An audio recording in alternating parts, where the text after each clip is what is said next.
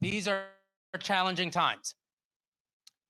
But I choose to look at the opportunity, not at the challenge, the opportunity.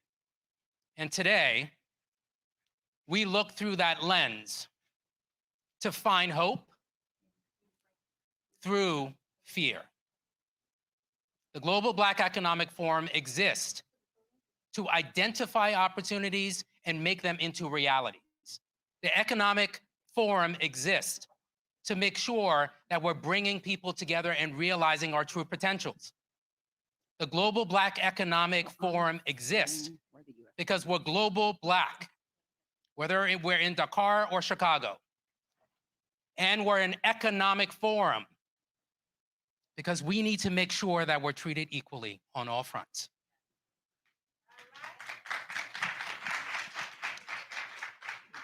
Now, we have a very, very special conversation. I'm honored that we're able to host this conversation with two titans, two women. You remember this morning we started our conversation with two titans? Madam President Ellen Johnson Sirleaf and the U.S. Ambassador to the United Nations, Linda Thomas-Greenfield. And now, as we close our program today, we get closer to our program, we're going to be joined by two women again, leaders. The first, Thasunda Brown Duckett.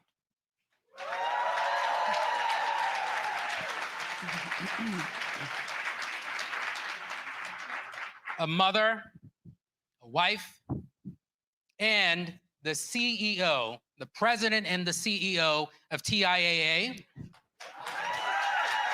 I got more to say about you. Take your time. I gotta take my time. Go ahead. The first Black woman to run TIAA, the first woman to run TIAA. And by the way, they manage more than $1 trillion.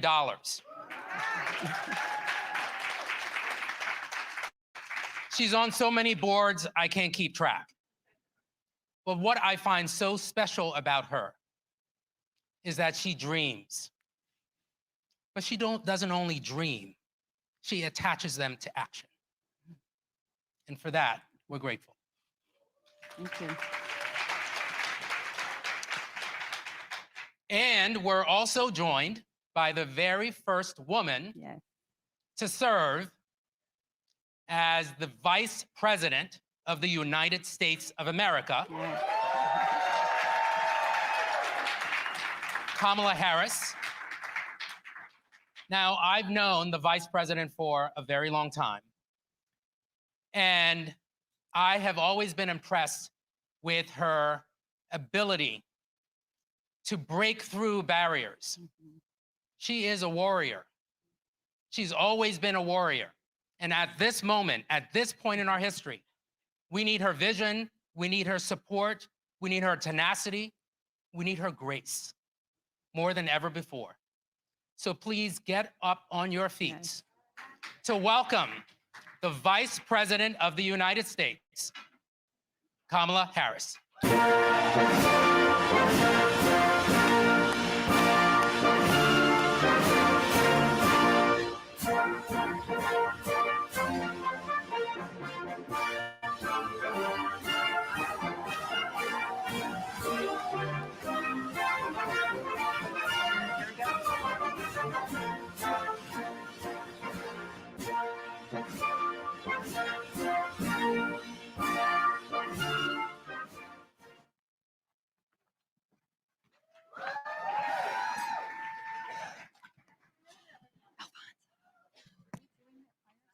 Are we on?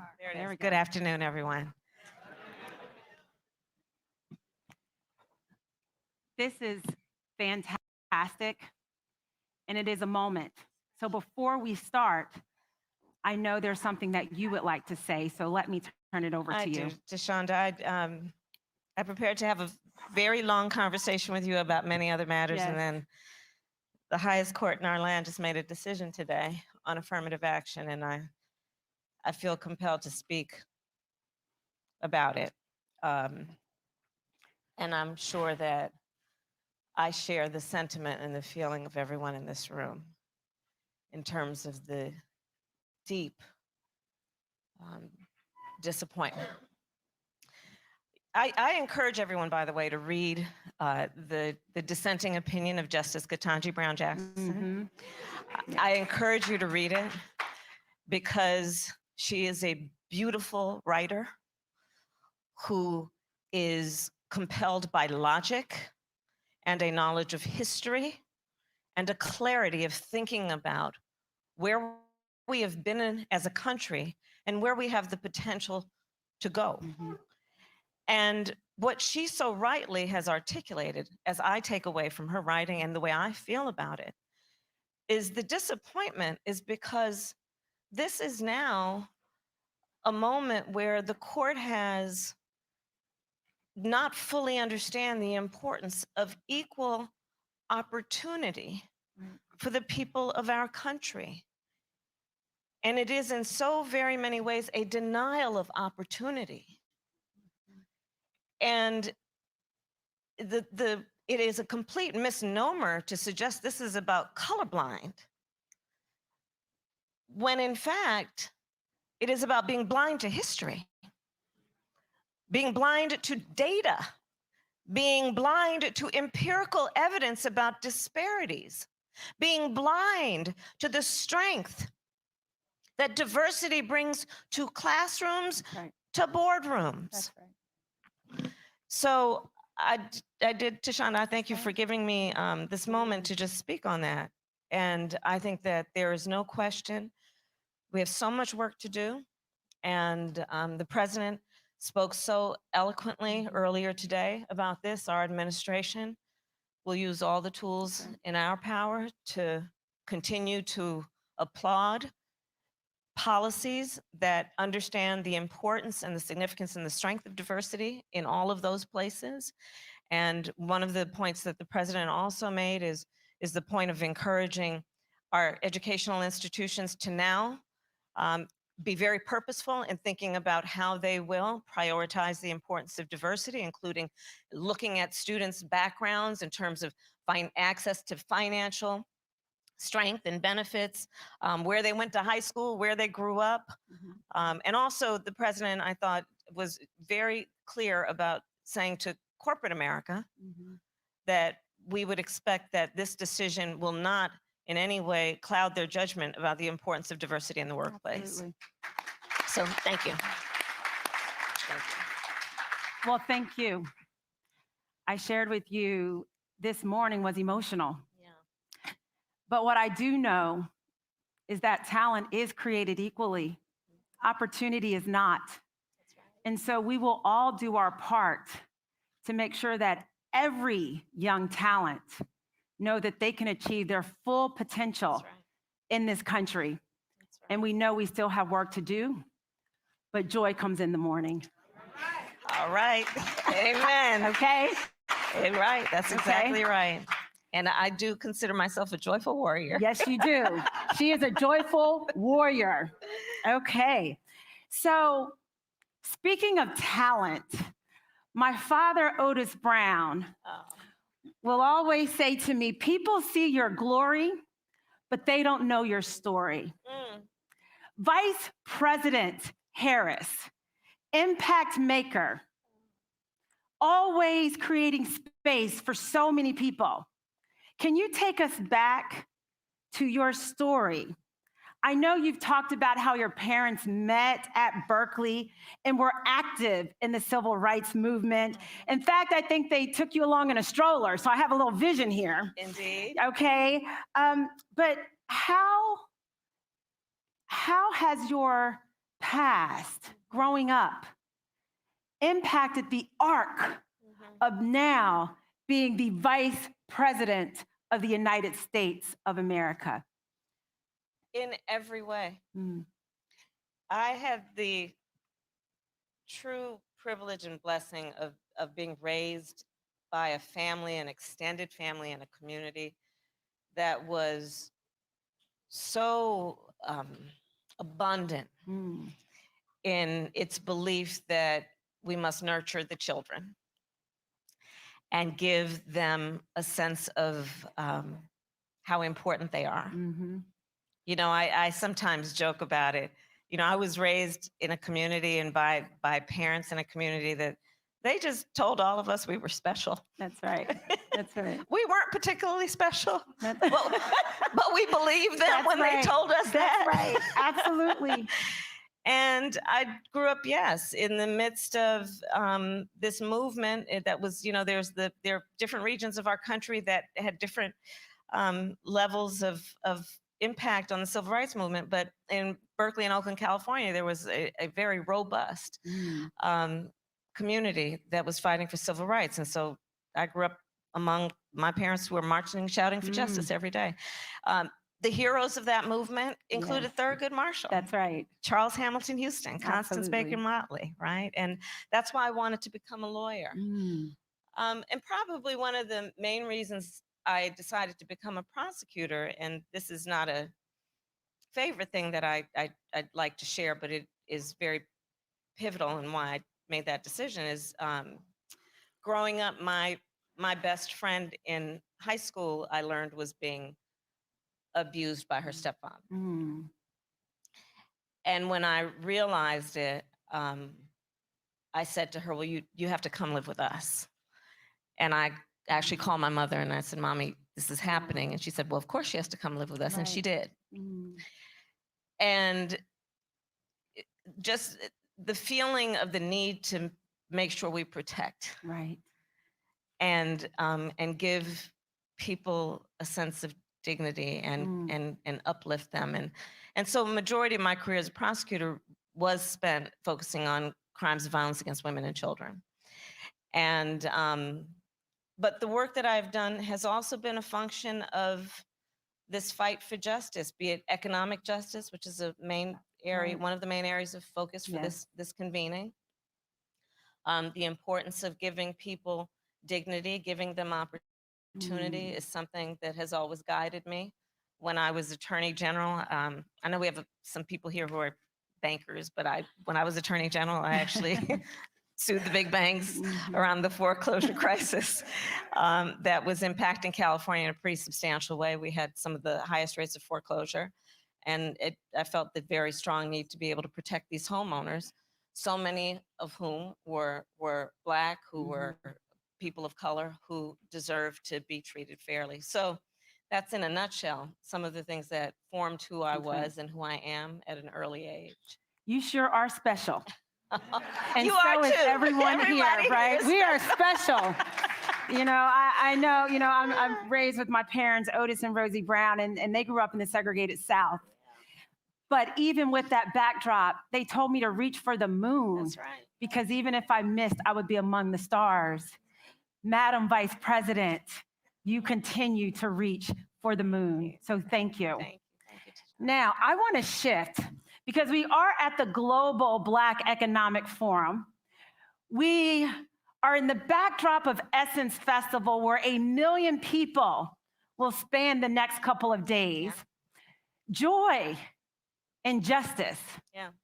We also know that as a Black community, it's projected in 2024, $1.8 trillion of spending power, yet the net worth over the last several years have gone down 14%. So we have to continue this dialogue in talking about the economy.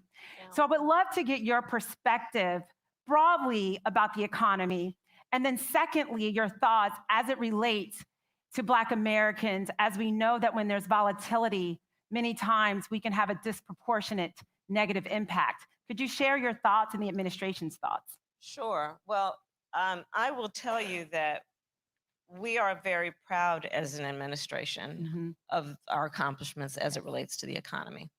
And I don't need to remind everyone that we came in to office during the height of the pandemic. And at a time when there was extraordinary loss of life, of normalcy. People lost their homes, lost their jobs. And the work we had to do was to build back up. And during the course of the last almost 2.5 years now, the work that we have done has actually been historic in proportion. Not only have we recovered from the pandemic, which is why everybody's sitting so close together without masks. That's right. We have been able to recover in a pretty substantial way, although there are still Yes. very real lingering effects from Absolutely. the pandemic, including a very real impact on mental health, Yes, which I think is something we need to talk and absolutely. deal with more. But for example, what we were able to do not only with the American Rescue Plan, which was to recover from the pandemic and help small businesses Yes. stay open and keep their doors open and keep their employees, but what we have done with the infrastructure law. You know, the previous administration kept talking about infrastructure week, and you will remember that never happened. We have now passed a bipartisan infrastructure law, which is in the process in real time of addressing the fact that America's infrastructure is over 150 years old. Mm. And understand what that means. That means the creation of jobs that are both about construction and the actual building back up, but also manufacturing to supply the resources that are necessary for that building back up. It also is not only about the creation of jobs in that regard, it's also about understanding what that does in terms of everyday working people and the impact this will mean.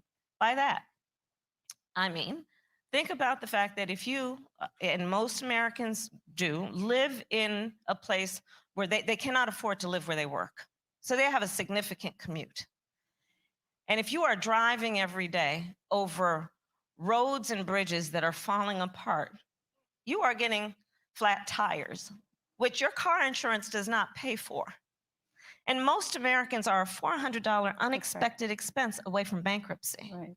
So there are very real residual benefits from this approach around infrastructure. I will add to that what we did with the Inflation Reduction Act.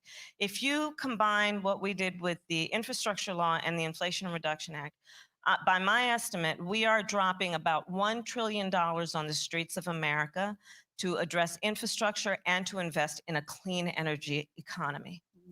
And that is again about jobs, including something I'm very passionate about, which is thinking about small businesses and how we strengthen them. Yes. Here's why I say that. Do you know that of the firms of the that over 75% of manufacturing firms in the United States, manufacturing companies, hire 20 or fewer employees? Mm-hmm. Those are small businesses. That's right. When you compound that with the fact that our administration has made a commitment to increase federal contracts for minority-owned businesses by 50%, and then you think about what that can do to address racial inequities in terms of wealth being around small businesses, as an example. The residual impact to communities is profound. And one of the things I'm going to ask as part of the due out of this convening is that we get to all of the leaders here all the information about how small businesses that you work with, that you may run, that are in your community, know of the benefits that are available in real time. Because I really do think of it as being part of a pathway to accelerating and in some ways addressing what have been long-standing disparities because of inadequate access, no access to this kind of information. But those are just some of the examples. Then you look at the CHIPS and Science Act. I have been traveling around the world. I have, as vice president, now met with over 100 world leaders, presidents, prime ministers, chancellors, and kings. And one of the big issues that I've been talking with them about, whether I'm in the Indo-Pacific or meeting with our European allies, is the importance of addressing the supply chain issues that became highlighted during the pandemic and what we need to do around US manufacturing so that we are not caught in that vice again of relying on essential products from foreign countries where they may not be available to us, but also thinking about it in terms of an investment in US manufacturing around things like semiconductor chips. We are, as a result of the investment that we're making in a clean energy economy, doing a lot of investment in the innovations around electric vehicles, school buses, large capacity vehicles. And again, thinking about what this means, not only to strengthen our economy, to reduce reliance on foreign goods, but also then to invest in our workforce. And purposely, I think about all of this through many lenses, Yes. including what we must do to address disparities based on race in the ability of folks to acquire and grow right. wealth for their families and for their communities. No, I love it. I love the connection between small business and recognizing how important it is. There's 61 plus million Americans. We know it's about 46% of the workforce comes through small business. Yeah. We also know that corporate America plays a role because there's an opportunity for us to make sure we're doing our part when we think about business diversity. Yeah. So it's a we thing for sure. And one of the things that you've talked a lot about, and we've even talked about, is the importance of private public partnership. Yes. That we cannot do it alone. It takes all of us to operate in a connected way, and you have been very vocal. I would love for you to share your thoughts about the importance of private public partnership, especially given that you're in the room with many leaders. Well, I will talk about public-private partnerships as a devout public servant. We need these partnerships. Yes. Because what I do know, and I have held local elected office, statewide office. I was a United States Senator and obviously now Vice President. And I am acutely aware that the kind of work that we need to do to grow our economy and address some of the most long-standing issues and intractable issues will require that partnership for a number of reasons. Government uniquely has the ability to scale. But it is the private sector that can often, unburdened by bureaucracy, make a meaningful investment with the skill set and the culture that understands the importance of a return on investment. Yes. And so I think about that in a number of ways, and I'll give some examples of the most recent work I've done. As you know, I just came back from the continent. Yes. So I was and it is as one of my goals as vice president to redirect, reorder in some ways, the relationship between the United States and the continent of Africa. And here's how I think about it. First of all, the median age on the continent of Africa is 19. By 2050, 1 in 4 people on Mother Earth will be on the continent of Africa. Also on the continent, we are looking at increasing food insecurity and energy insecurity. So what these numbers objectively tell us is that we're looking at either great opportunity or potentially great risk. Well, I like going with Opportunity. the opportunity. Yes. Say less. And exactly. Exactly. Understanding also increasingly, it's so obvious these days, how interconnected and interdependent nations are. Yes. And so I purposely curated that trip. So it was not going to be about hungry children and malaria. Not that those are not issues that should be addressed, but I purposely curated the trip so it was going to be about young entrepreneurs. Yes. It was going to be about, and it was, this is what the trip was about, young entrepreneurs, about digital inclusion, understanding the importance of fintech and getting people into a structured banking system and what that does to empower individuals and therefore families and communities, in particular women, because when you lift up the economic status of women, you lift up the economic status of families and the whole community benefits. Yes, absolutely. And so we basically pulled together private partners. And I got on the phone and I did call folks, you know that. I do. and call folks and said, look, this is what I'm up to. Join us. Let's do this together. Thus far, we have raised $8 billion, focused primarily on the digital inclusion piece, understanding the connection between that and agri-tech, right? Understanding the connection between, I'm also the head of the Space Council. I am a space geek. That will be a subject for another day. But how satellite technology, right? But you have to have access to the tech, helps determine and can help a farmer, a small farmer, determine what crops to grow, to seed, because they will have an accurate sense of what the season will bring, right? So all of that, and that work focused on Africa was based on work I did when we first came in as an administration, when the president asked me to address the root causes of irregular migration from the northern part of Central America, in particular Honduras and El Salvador and Guatemala. So there, then going back now about a year and a half, I pulled together a public-private partnership focused on, in particular, the agricultural issue there. Right. And we raised $4.2 billion focused on those countries to do the work. And the partners were Microsoft. The partners were, we had friends who are not only in technology, but in MasterCard, Visa, all of these folks coming together. And the beauty of a public-private Yes. partnership is I'm acutely aware of my ability and power to convene, Right. and then bringing folks together to break through silos with a common objective.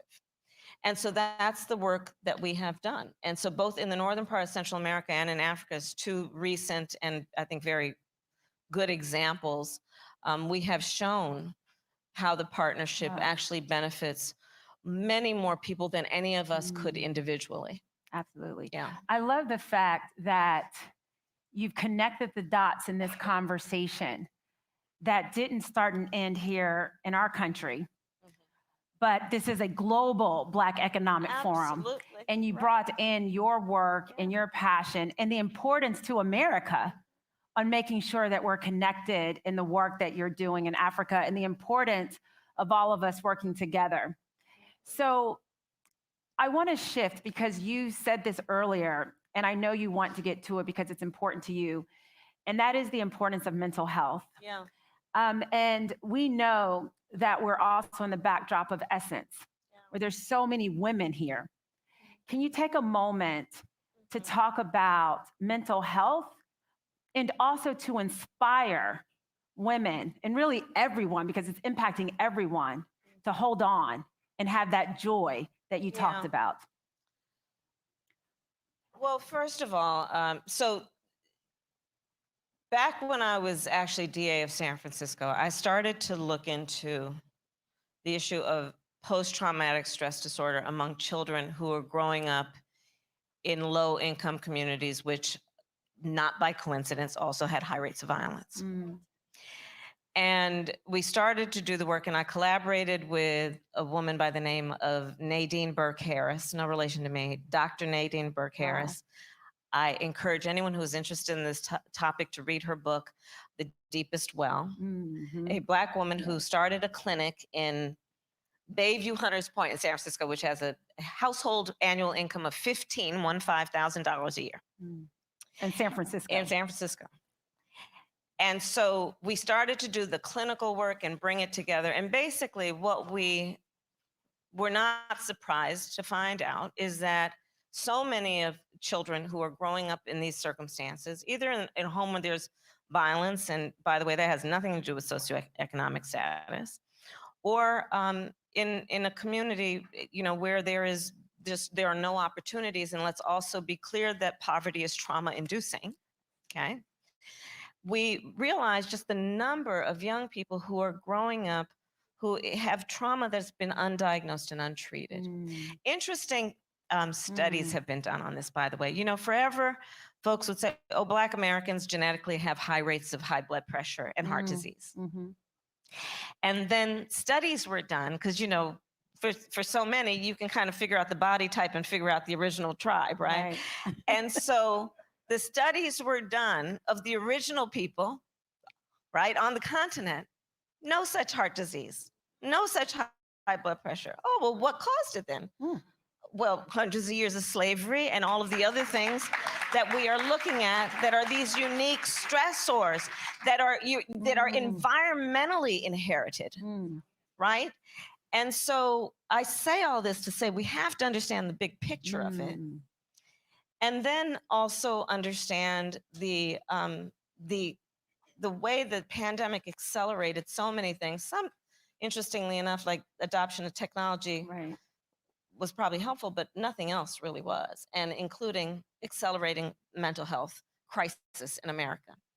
And so I think the first thing that we have to do is agree that we should talk about it. The second point that I'll make is I've been convening also young men of color Yes. as entrepreneurs. Yes. I had a group of who were so phenomenal, who were, I mean, they've got businesses that are dealing with space and with climate and all this. And one of the things they raised with me when I said, what would you like me to highlight? In addition to access to capital, they said, please talk about mental health. Wow. Our young people are more willing to talk about mental health than I'll speak for myself and any of you who are part of this generation. They are so much more willing to talk about Yes. it, to their credit. And the issue then becomes, do we have the resources and are we inviting the conversation and receiving it with the resources and the support that is needed? And I think we have more work to do in that regard. But you mentioned women, and I'd like to talk about a specific issue that is a subset of this, which is the issue of postpartum care. Yes. So I have been for years, including when I was in the Senate, and my CBC sisters and I in particular were working on this, is dealing with the issue of Black maternal mortality. In America, one of the wealthiest nations in the world, we have one of the highest rates of maternal mortality. Black women are 3 to 4 times more likely to die in connection with childbirth than other women. And by the way, statistically, we know that it is not necessarily a function of her educational level or her socioeconomic level. It literally has to do with the fact that when she walks in a hospital or a clinic or an emergency room, she is not taken as seriously. The other thing that compounds the issue is the unique stressors that are all of the myriad of stressors that we know that Black women in America face. And so one of the issues that I have been addressing then as a subset of my focus on maternal mortality has been the need to get postpartum care for women. And so I did a call to action in December of 21. And at the time, only 3 states in our country expanded Medicaid coverage to expand postpartum care from 2 months to 12 months. I did a call to action and basically put a lot of pressure on this and said, all states need to extend postpartum care up to 12 months. And so far we have 35. So it is working. That's great. That's great. So it is working. That's great. Because again, for new mothers and for many who may have other children, that we have to treat the whole person and understand also that when we talk about healthcare, the body doesn't just start from the neck down. We also have to address healthcare from the neck up. But we, also, as Black people in America need to deal with the fact that there are still stigmas associated with this. And so all of us as opinion leaders and having the resources that we do, I think it is very worthwhile in the energy that we expend in service to community and others to really highlight the importance of addressing this and understanding it's a strength to ask for help and not a weakness. Absolutely. It's a strength. Yeah. Absolutely. Now, one last question. You said joy earlier. You are a joy warrior. Caroline, CEO of Essence, has this space called Chief to Chief. And recognizing that as women, we are all chiefs. We're the CEOs of our home. We may be the CEO in the boardroom. We may be the CEO in our own domain, but we are all CEOs. Joy, optimism. We cannot get tired. We have a lot of work to do. Talk about your joy and leave us with some hope and some optimism because we are still here and we still have good trouble ahead of us. Well, give me a minute. Give her a minute.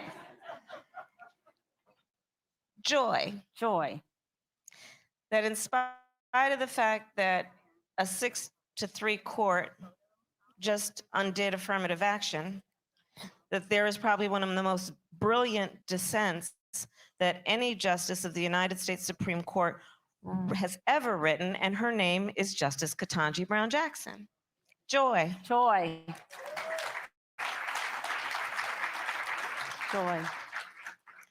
Joy that I look at our young leaders And I will say, as a proud HBCU graduate and a We knew that was going to get in. Somehow she was going to work that in. Go ahead. Go ahead, Joy. and joyful. Joyful.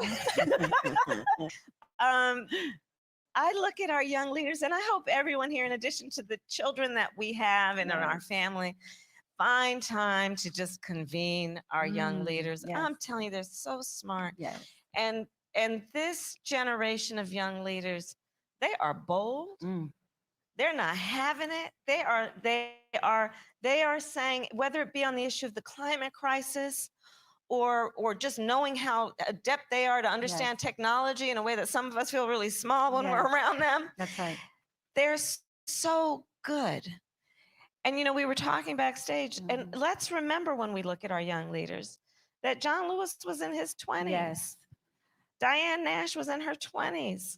Let me tell you, I'll tell you another example of my point about the young leaders.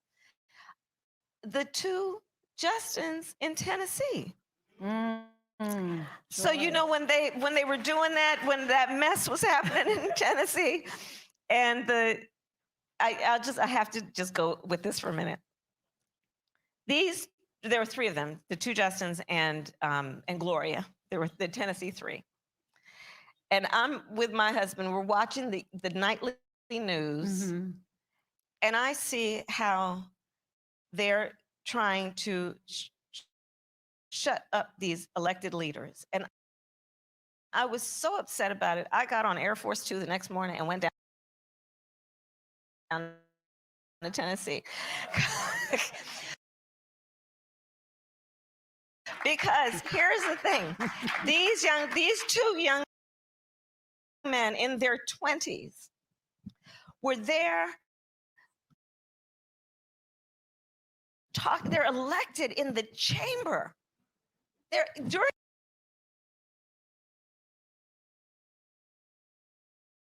session, doing the session in a chamber that was designed, you know, I'm sure there are architects here. It was designed for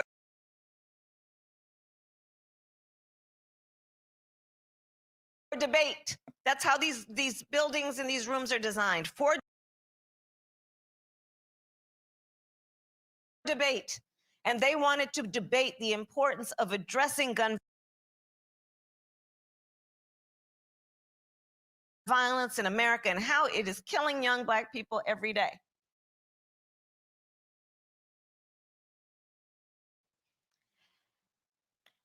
And the leaders of that legislature turned off their microphones. They are elected leaders in the chamber that was designed for debate, during session, to debate one of the biggest issues impacting our country, and they turned off their microphones. And here's why I love them, and I was really prompted to just go down there and tell them that. They were like, okay, you turn off my microphone. Anybody got a bullhorn?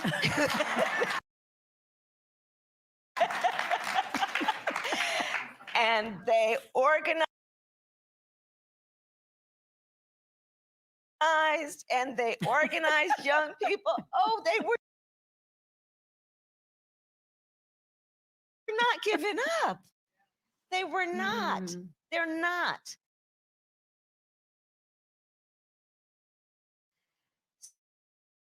So though these are some of the things that gives me joy. What gives me joy?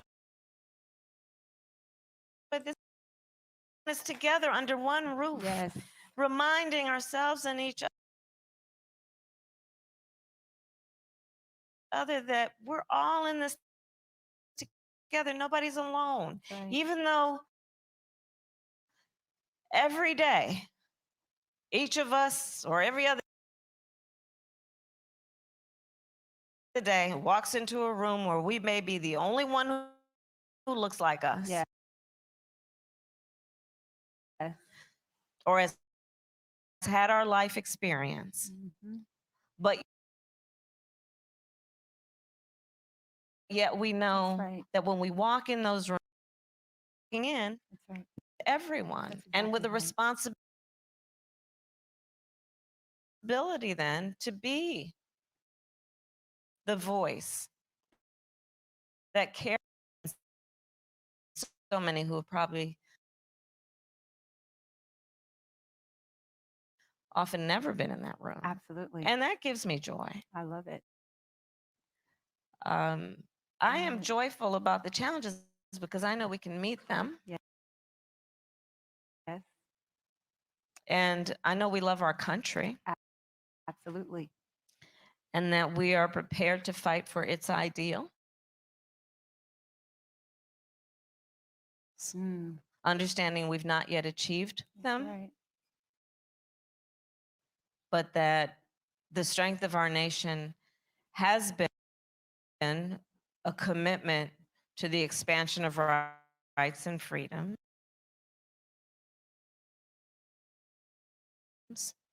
And I'm going to paraphrase Coretta Scott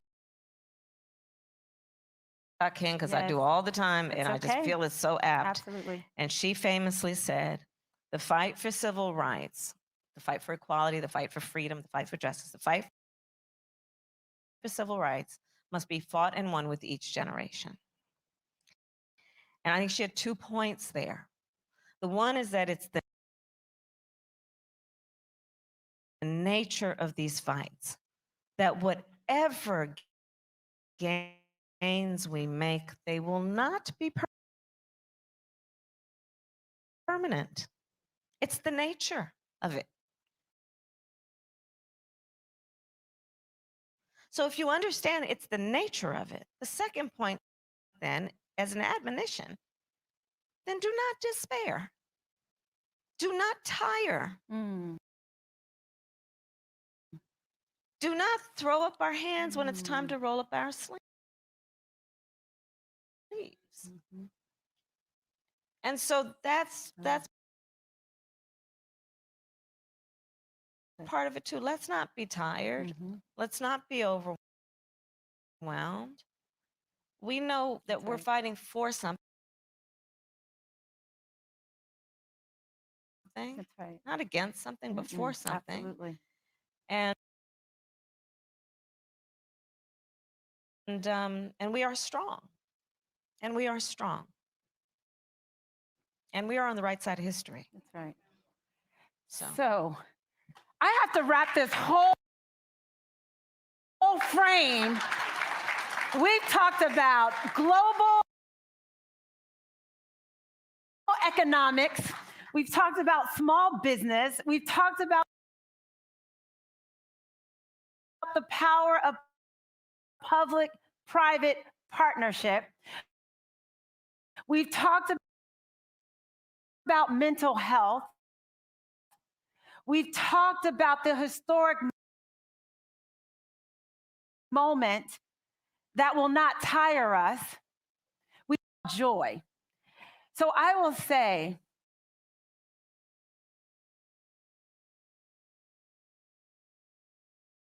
as the president and CEO of TIAA, having the privilege to be only one of 3 Black women to ever lead a Fortune 500, I will say, joy is sitting next to the Vice President of the United States, Joy. Joy is convening at the Global Black Economic Forum. Joy is understanding that we stand on the shoulders of giants, and when we widen the lens, even though today was hard, we cannot their resilience. It was the strength of our parents. It was the strength of the unsung heroes that created space for this history to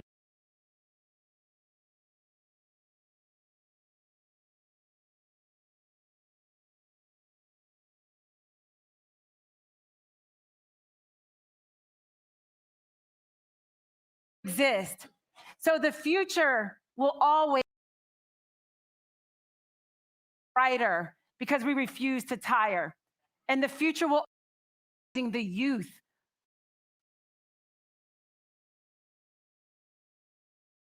of today and of tomorrow.